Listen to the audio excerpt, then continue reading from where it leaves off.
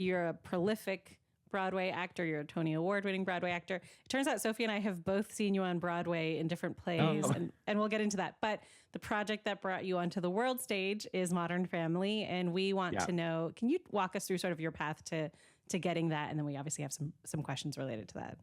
Yeah, of course.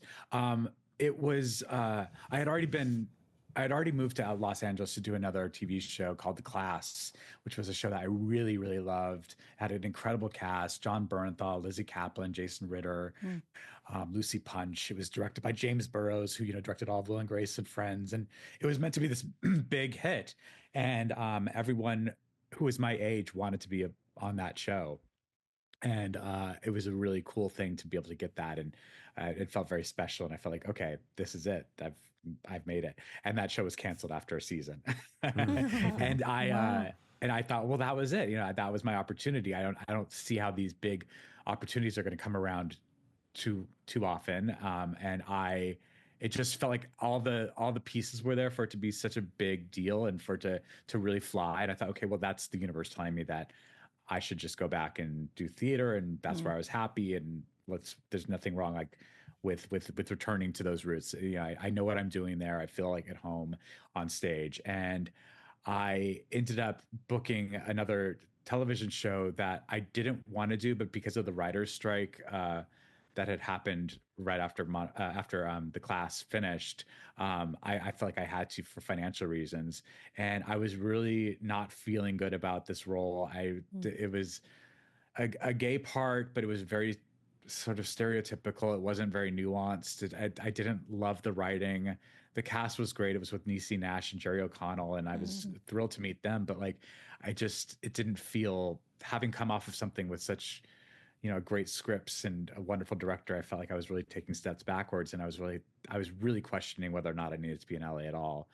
And it was my plan to go back to New York right as soon as this was inevitably going to get canceled. I was like, there's no way that this is going to go. And sure enough, I think they aired 3 episodes, and literally I think 50,000 people watched the episode, which is horrible in terms of TV, especially on a major network. And we were the first show canceled that season. I was like, great, I'm on a plane to New York. And I went back to New York, and I told my manager and agents, I was like, I don't want to go do things in LA. Like, please just send me scripts of things that are going to keep me here in New York.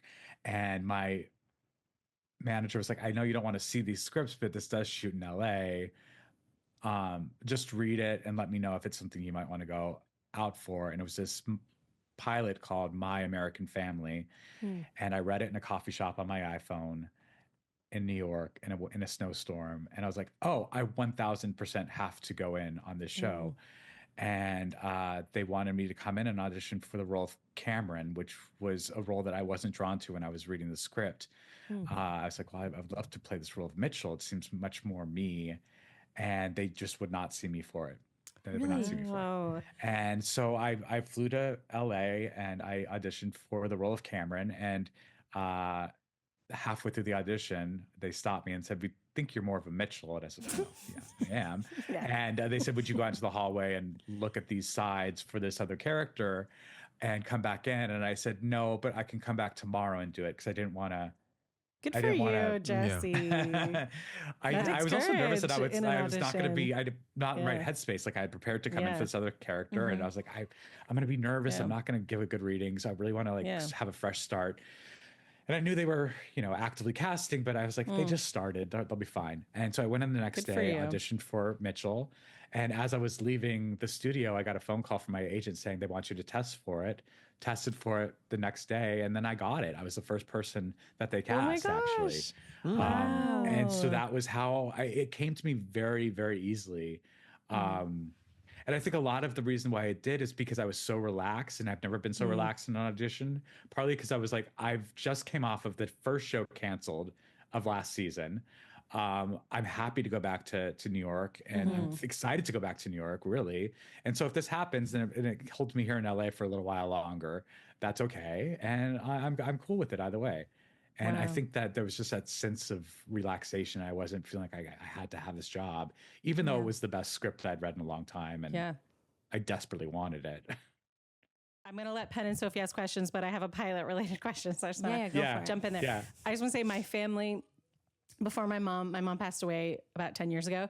Before she passed away, we always had a really hard time finding shows we all like because my sister, my dad, and I have almost identical tastes. And then my mom was like super divergent taste. But we loved Modern Family. And I remember us all watching the pilot together. My sister called me because she knew we were going to be a guest. And she's like, you have to tell them about when we watched the pilot together. And we were just like hysterically laughing.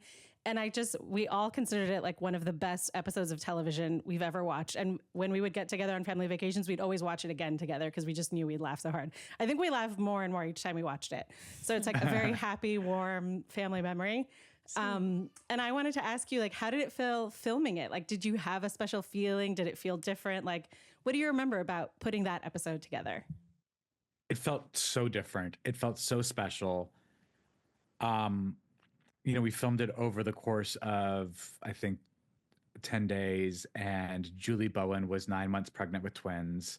And they were trying to hide her belly during that. It felt like they really got the people that they wanted because Ed O'Neill was offered the role, but then he turned it down, and then they were going to go after someone else, but then it came back to him. It just sort of felt like everyone fell into the parts that they were meant to play. Like, I felt like there was exterior forces that were bringing us together, because when we all did come together, it felt like we had known each other for a really long time. And I just remember that 10 days when we were filming the pilot, we all were just so comfortable and so happy to be working on it. And I just, there's also so many things that can go wrong. You could have the wrong director, or, this great script could just fall flat because it doesn't translate well to the camera. And it just felt like every moment of the way, it was all going the right way, which definitely made me nervous too, because I wanted it to be the best version of what it was.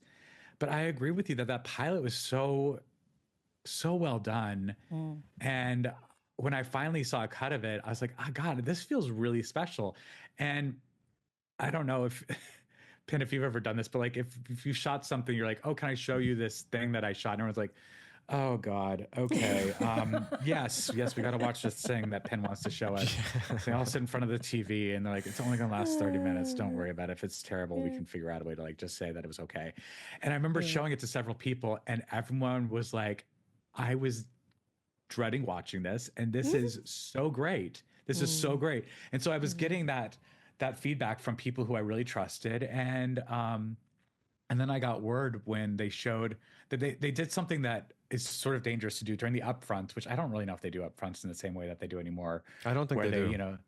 Where they have all these, buyers in a room, and, it's the ABC day and the CBS day and the NBC day. It's not just a room. It's usually like MSG, isn't it? I mean, it's in a theater. Yeah.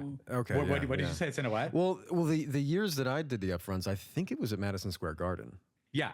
No, and they're in huge spaces. So I think we were at Carnegie Hall that year. Okay. And they decided to show the entire pilot of Modern Family to. Wow. Normally they show That's like highly 4 or unusual. 5-minute sizzle reel, but they were like, we're going to show you the entire pilot of this new show we have called Modern Family. And there was like a collective groan in the audience because all these people are so tired. They just want to like get to lunch. They don't want to be trapped in a theater for a half hour. I think they did this with the sitcom Joey, the Matt LeBlanc show, and that did not go well.